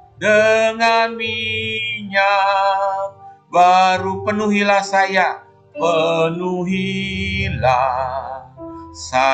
dengan hadirat-Mu,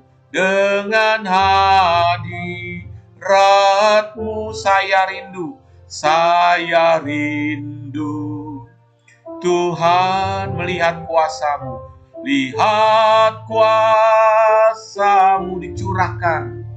dicurahkan di hati saya rindu, Tuhan, saya rindu, Tuhan, melihat kuasa-Mu, dicurahkan di hati saya rindu,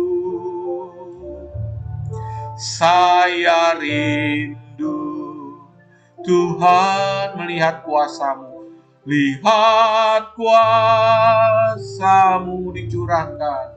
dicurahkan di hati saya,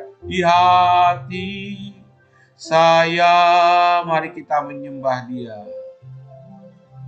Haleluya, sembah Dia. Haleluya, sembah Dia dengan segenap hati.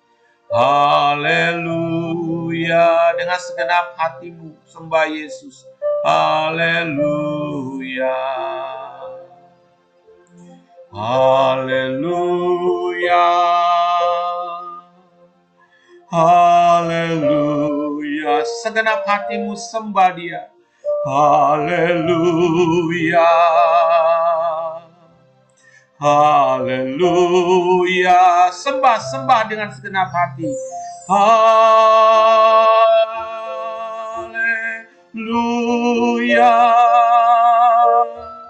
Haleluya. Haleluya.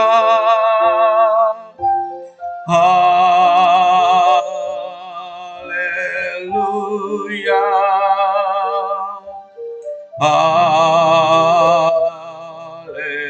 Haleluya. Haleluya.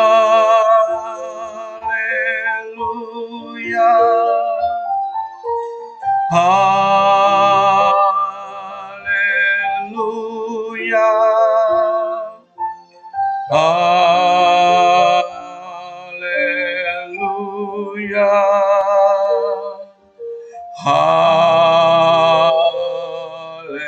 Haleluya. Ya la la la la la la la la la la. Keluarkan bunyi-bunyian sembahlah Tuhan. Ya la la la la la la la la la la. Ya la la, Anda boleh meng-unmute. Ya la la la la la la la la. Ya la la la la la la la. Ya la la la la la la la. Ya la la la la la la la. Ya la la la la la la la. Ya la la la la la la la. Ya la la la la la la la.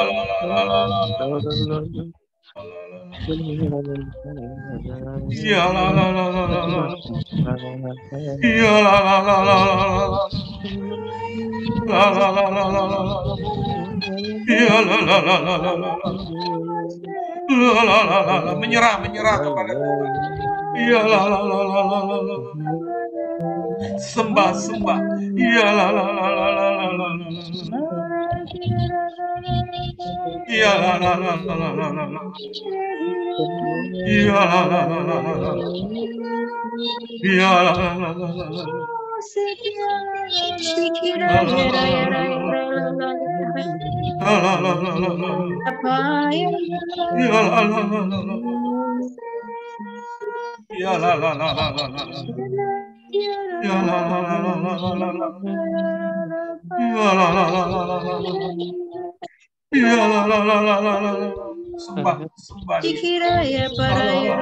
la.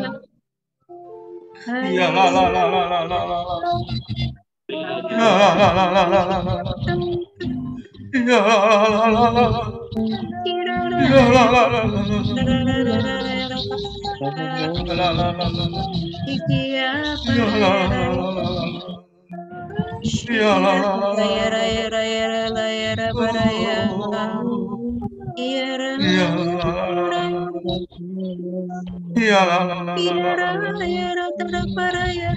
Ya la la la la. La la la la la la. Ya la la la la la la. Ya la la la la la la. Ya la la la la la la. Ya la la. Ya la la la la. Ya la la la la la.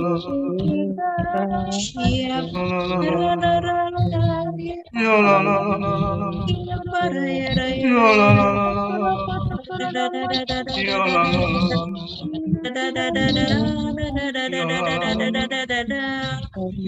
Iya para yara yara yara yara yara yara shikia para yara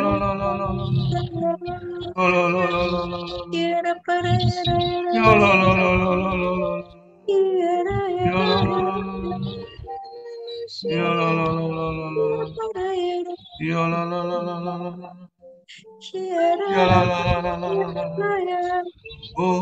Shikira para yara yara Shira para Shira para yara yara yara yara Shikira para yara yara yara Shira para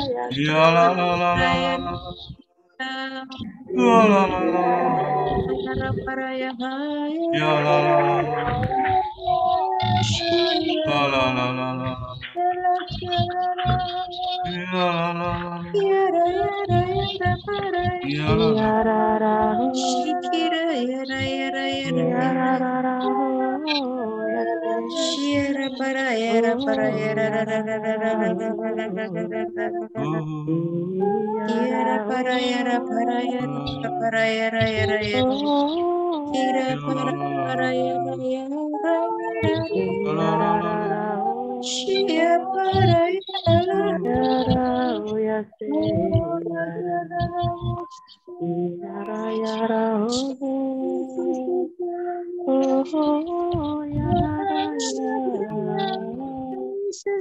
Tuhanlah kekuatan bagiku, Tuhan begitu baik dalam Shikira para Tuhanlah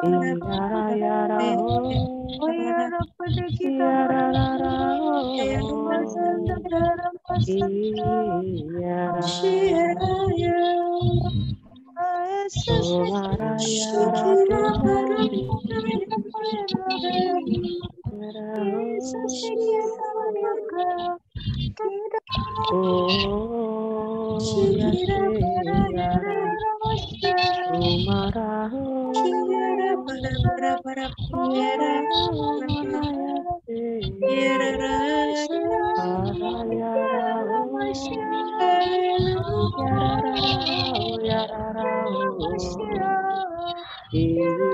Saat ini ada di antara Anda yang mendapatkan pesan Tuhan, boleh menyampaikannya dengan suara yang keras. Anda boleh apa yang Tuhan ingin nyatakan kepada kita pada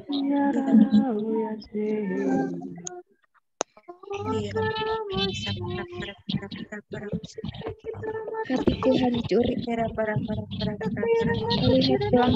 umat. Shikira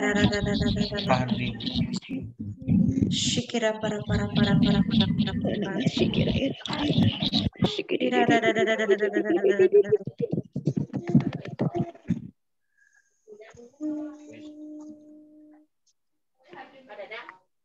Hatiku hancur melihat pelanggaran umatku dan dosa-dosa umatku.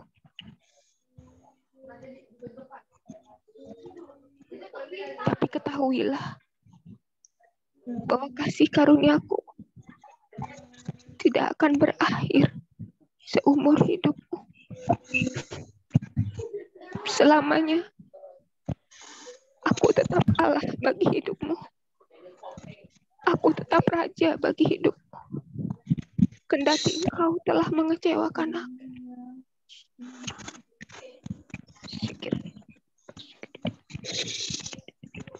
Terima kasih Tuhan.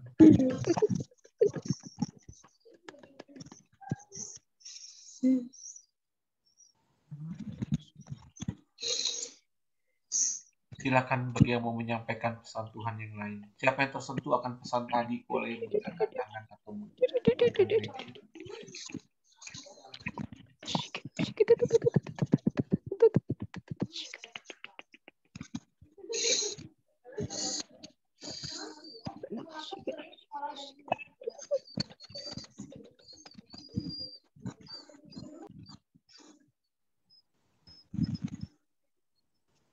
silakan kalau ada yang mendapatkan pesan Tuhan, jangan ragu-ragu.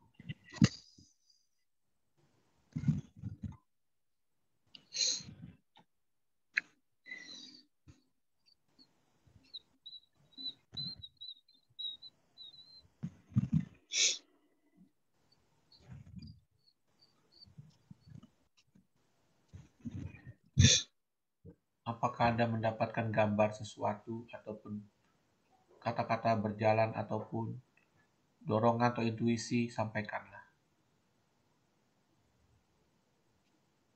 Saya melihat 3 orang laki-laki engkok-engkok sedang duduk-duduk dan merenung, sepertinya pandangannya kosong.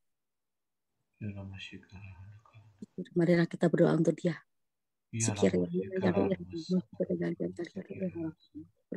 Iyalah makarana sikira. Iyalah makarana karama sikira.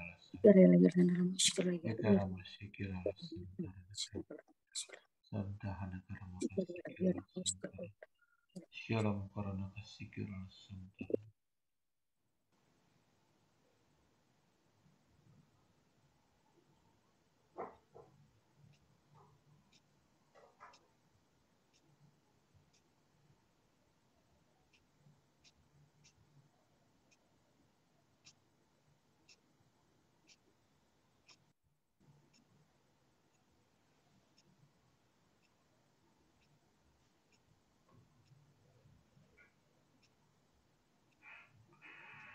Terima kasih Tuhan untuk kasih setiamu yang kau limpahkan kepada kami pada malam ini. Kami boleh menerima pesan-Mu dan kami boleh mengalami kasih-Mu. Kau sungguh baik buat kami. Kami membutuhkan Engkau Tuhan di dalam hidup kami. Kemuliaan kepada Bapa dan Putra dan Roh Kudus, seperti pada permulaan, sekarang, selalu, dan sepanjang segala abad. Amin. Baik, Bapak Ibu yang dikasihi Tuhan, tadi yang memohon supaya bisa berdoa dalam bahasa roh, siapa tadi? Ibu Nuke sama siapa lagi tadi? Kira-kira ada gimana tadi mendapatkan atau mulut Anda bergerak sendiri, mengeluarkan bunyi-bunyian atau mengeluarkan kata-kata? Silakan. Yang tadi. Merasakan ngucapin haleluya aja terus Pak tadi. Iya. Tapi merasakan. Ke-mute Bu, ke-mute. Mute Bu, dibuka lagi. Jadi saya merasakan hadirat Tuhan walaupun belum bisa berbahasa roh. Tapi saya melihat Tuhan Yesus dengan jubah putihnya dan merasakan meneguhkan tadi juga yang Ibu ada sampaikan, Tuhan sedih dengan perbuatan dosa itu benar-benar saya bisa merasakan itu Pak. Ya, terima kasih Bu Nuke. Tekun saja. Kalau setiap penyembahan dalam persekutuan doa, kita jangan diam saja, tapi kita ucapkan haleluya terus. Nanti lama-lama terbiasa, lama-lama ada saatnya di mana tiba-tiba nah, kita nggak ngerti kita ngomong apa gitu. Tapi Ibu sudah merasakan, sebenarnya Ibu sudah bisa berdoa dalam roh itu kan pilihan ya. Berdoa dalam roh itu pilihan. Nah, ketika Ibu tadi memilih untuk mengucapkan haleluya, yang kita nggak usah mikir lagi ngomong apa, dan Ibu merasakan hadirat Tuhan, itu sebenarnya Ibu sudah berdoa di dalam roh. Ya, kita sungguh mengalami hadirat Tuhan. Siapa lagi ya? Silakan tadi ada yang mengalami atau mau membagikan sesuatu ketika doa tadi. Pak Vincent. Ya. Tadi pada saat mau akhir itu saya dapat kata-kata gini. Jangan kamu cabul. Tapi Pak Vincent sudah tutup gitu. Oh. Habis tadi saya nunggu kelamaan, Bu. Ini waktunya juga udah mepet, jam 9. Iya, tadi saya dapat kata itu, jadi saya sampaikan untuk. Oke, terima kasih. Terima kasih. Ya.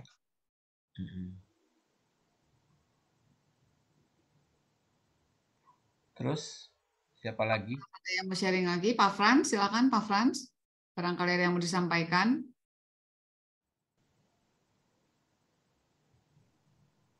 Enggak, saya waktu saat doa dalam bahasa roh itu nggak ada bayangan dan rasakan apa-apa, cuman ya bisanya keluar air mata aja gitu. Iya. Dengan pengucapan. Ada lagi yang lain yang mau menyampaikan tadi ketika doa mengalami apa atau mendapatkan apa? Tadi Ibu Yeni betul ya. Sekali udah keburu ditutup. Mungkin ada lagi yang mau menyusul nih. Ya. Saya.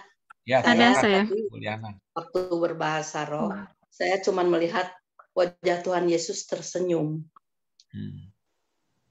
Di Tuhan. Ya. Terima kasih Bu Liana. Tadi sebenarnya boleh disampaikan tadi Bu. Lagi hening saya melihat wajah Yesus tersenyum pada kita semua. Wah, kita kan tambah semangat ya. Amin. Ya. Silakan.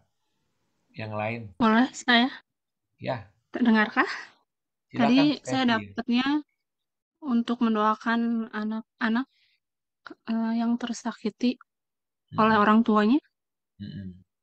Itu aja sih yang saya dapat. Tapi nggak sampaikan ya tadi. Saya meneguhkan Pak yang didapat yang ini karena saya juga mendapatkan hal yang sama. Saya meneguhkan. Oh iya. Tadi mestinya disampaikan ya tadi ya. Iya udah keburu ketutup. Oh keburu ditutup. Oke tadi saya kecepatan ya. Sorry maaf. Oke siap. Ya. Terima kasih. Kita berdoa untuk anak-anak yang tersakiti ya. Terus ada lagi mengalami apa tadi ketika doa? Ada lagi? Saya Pak. Ya. Tadi itu saya melihat angka 6 2 kali. Jadi angka 6 terus angka 6 lagi. Lalu saya lihat ada tangan dengan ada jam tangan. Seperti itu. Terus Ibu mau menyampaikan apa, Bu? Saya bingung dengan. Oh. Kalau kita bingung, kita tanya sama Tuhan, Tuhan maksudnya apa ini Tuhan? Iya. Sampai Tuhan memberikan pengertian kepada kita. Maksudnya apa ya? 62 kali sampai jam ya. Tuhan tanya sama Tuhan, tolong apa Tuhan maksudnya Tuhan. Gitu. Kalau biasanya kalau yang saya tahu itu yang untuk jam tangan itu, karena biasanya kami lihat jam tangan itu berarti masih tunggu waktunya Tuhan untuk melakukan sesuatu. Gimana Bu? Sorry. Gimana Bu? Bu Margel? Iya Pak, kalau seandainya yang biasanya yang kami lihat untuk jam tangan itu masih menunggu waktu Tuhan. Cuman kalau yang waktu Tuhan, ya. Kalau yang untuk angka 6 itu saya juga tidak mengerti kenapa sampai 2 kali untuk angka 6. Iya. Tinggal tanya Tuhan sih kalau kita belum tahu. Baik, ada lagi yang lain? Sorry mau nambahin. Ya. Tadi Tuhan bilang sama aku yang jam 6 itu dia minta kita doa malaikat Tuhan. Oh. Gitu, itu aja sih. Ya, thank you. Makasih, thank you. Ini saling meneguhkan nih, ya, nyambung. Ya. Tadi yang berdoa anak yang disakiti juga ada yang samaan ya. Oke. Terus yang lain ada? Tadi Pak mau ngomong ya? Ujian penyembahan tadi. Oh, Pak Iradat. Tadi pada saat pujian penyembahan saya melihat itu seperti ada laut ya, tapi saya tidak yakin. Jadi saya berdoa lagi, Tuhan ini apakah ini darimu atau ini hanya pikiran saya? Oke. Jadi pada saat sudah memasuki sesi doa bahasa roh, saya mulai melihat itu ada air yang mengalir di wastafel. Jadi saya mungkin menafsirkannya mungkin ini mengenai El Nino yang akan menyerang wilayah Indonesia. Kemarau. Iya. Bapak dapat apa disampaikan tadi harusnya Pak dengan suara yang keras. Jadi kita berdoa untuk apa nih misalnya gitu ya, supaya kita sama-sama tahu gitu. Baik, terima kasih Pak Iradat.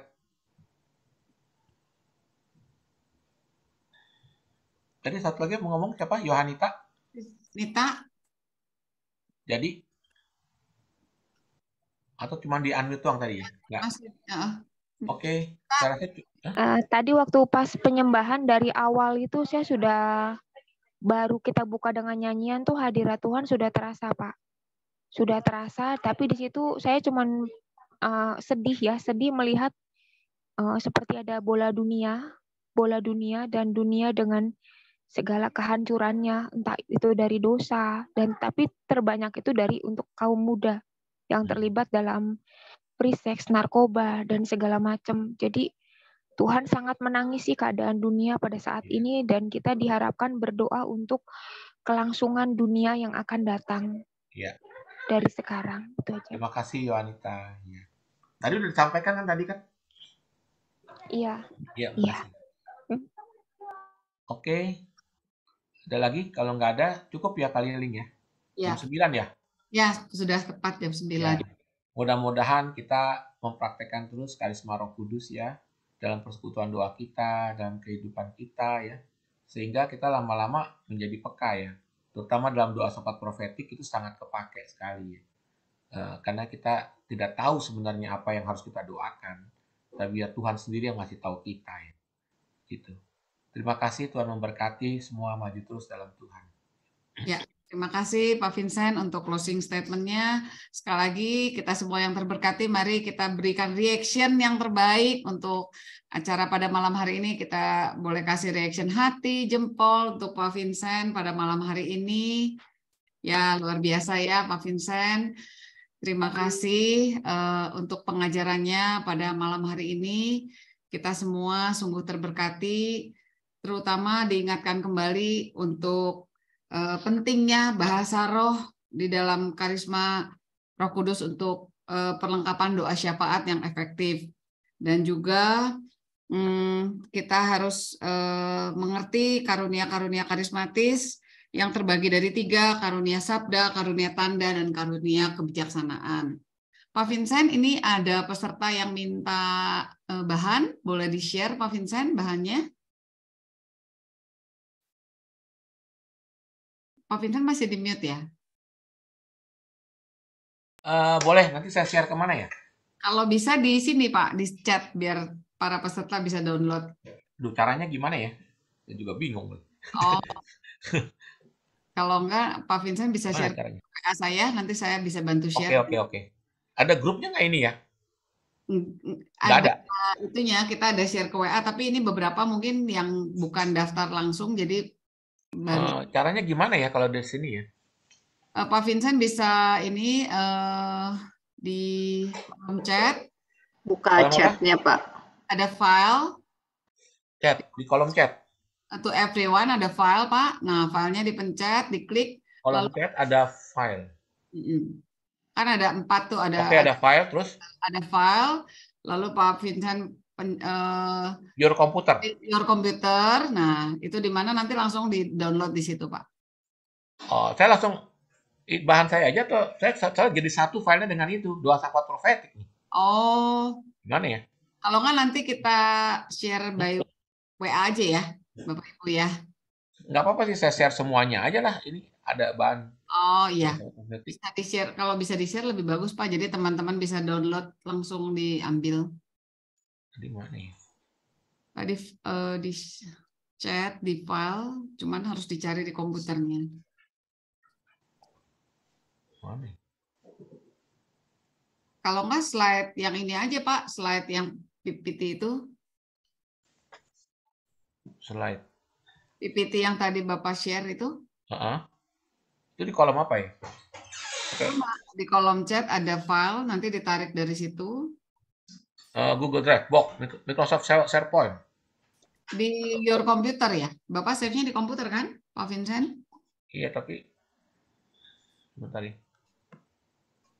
Oh, ini.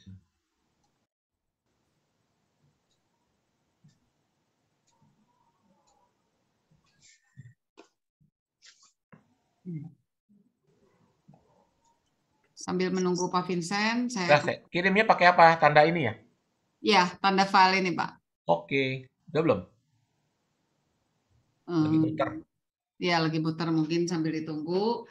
Bapak Ibu semua yang sungguh-sungguh terberkati dengan acara ini, saya mengajak Bapak Ibu juga untuk memberikan persembahan kasih dari BPK PKK dengan nomor rekening BCA 777-475-8080 atas nama Bapak Timotius Theophilus. Untuk transfernya mohon ditambahkan angka 8 di akhir angkanya. Oh ya, ini terima kasih Pak Vincent. Bahannya sudah ada. Silahkan Bapak Ibu download terlebih dahulu, diambil terlebih dahulu. Ya, sekarang sudah ini ya. Ya, sekarang terima kasih Pak Vincent. Ya, sama-sama, Tuhan berkati ya. Udah boleh keluar.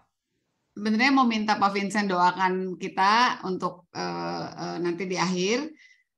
Sekarang saya mau bacakan dulu pengumuman. Silahkan Muhammad untuk di-share.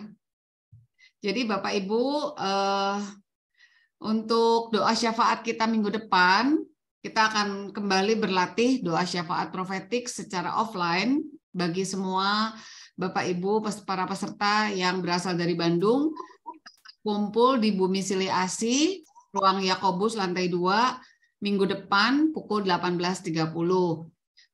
Kami menunggu kehadirannya Bapak Ibu, terutama untuk tim-tim doa di seluruh persekutuan doa di Bandung, untuk bersama-sama berlatih doa syafaat profetik.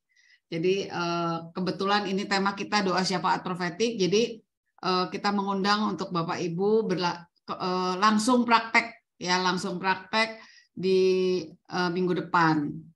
Lalu untuk pengajaran online berikutnya, kita akan bertemu kembali di Zoom pada tanggal 7 Juni 2023 dengan tema Karunia Roh Kudus. Nah, pembicaranya itu adalah Bapak Cendana Wijaya dari Surabaya. Jadi jangan sampai ketinggalan pengajaran ini, sungguh bagus sekali. Ditunggu kembali kehadirannya Bapak Ibu di ruangan Zoom ini, nanti kita akan share kembali informasinya. 2 minggu ke depan. Terima kasih Pak Vincent untuk semua pengajarannya pada malam hari ini. Semoga Pak Vincent selalu sehat, selalu diberkati pelayanannya, segala usaha pekerjaannya, dan seluruh keluarganya. Menjadi berkat bagi semakin banyak umat-umat dimanapun berada. Kalau berkenan, Pak Vincent mendoakan kita dalam doa penutup. Mari kita bersatu hati di dalam doa. Dalam nama Bapa dan Putra dan Roh Kudus. Amin. Ya Bapa, kami datang kepadamu saat ini. Kami bersyukur karena Engkau memilih kami sebagai anak-anak-Mu. Kami bersyukur karena Engkau mengasihi kami dengan cinta yang tak terbatas. Dan kami bersyukur karena Engkau memilih kami untuk menjadi pelayan-pelayan-Mu Tuhan. Dan kami bersyukur Engkau memilih kami untuk menjadi pendoa-pendoa syafaat Tuhan. Bapa, kami tidak bisa berbuat apa-apa tanpa pertolongan Roh-Mu.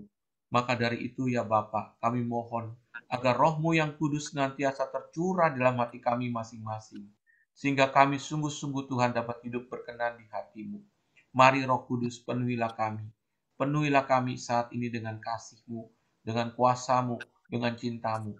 Terima kasih, Kau memberkati kami semua dengan berkat-Mu yang kudus. Di dalam nama Bapa dan Putra dan Roh Kudus. Amin. Amin.